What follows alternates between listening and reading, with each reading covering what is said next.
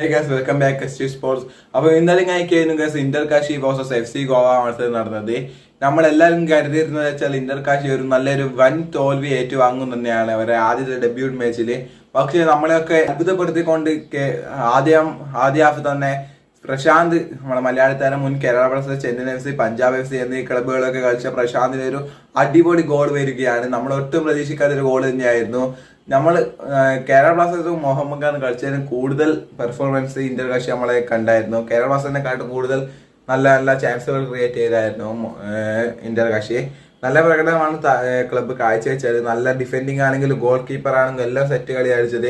അങ്ങനെ 1-0 ലീഡ് പിടിച്ചു. അത് തന്നെ ഹോൾഡ് ചെയ്ത് ലാസ്റ്റ് മിനിറ്റ് 79 വരെ ഹോൾഡ് ചെയ്തെങ്കിലും ഗോവ അറ്റാക്ക് നിർത്തിയിരുന്നില്ല. ഒരേ അറ്റാക്ക് ആയിരുന്നു. കുറെ ഷോട്ടുകൾ ഗോവ എതിർത്തെങ്കിലും ഗോളിയും ഡിഫൻസും ഒക്കെ സേവ് ചെയ്ത് ലാസ്റ്റ് അങ്ങനെ ഗോളിയുടെ ഭാഗത്തു നിന്നുള്ള മിസ്റ്റേക്ക് അതൊരു പെനാൽറ്റി ആവുകയും ഗോളിക്ക് റെഡ് കാർഡ് കിട്ടുകയും ഒക്കെ ചെയ്തായിരുന്നു. അങ്ങനെ ആ പെനാൽറ്റി FC ഗോവ ഗോളാക്കിക്കൊണ്ടാണ് ആ കളി സമനിലയായത്.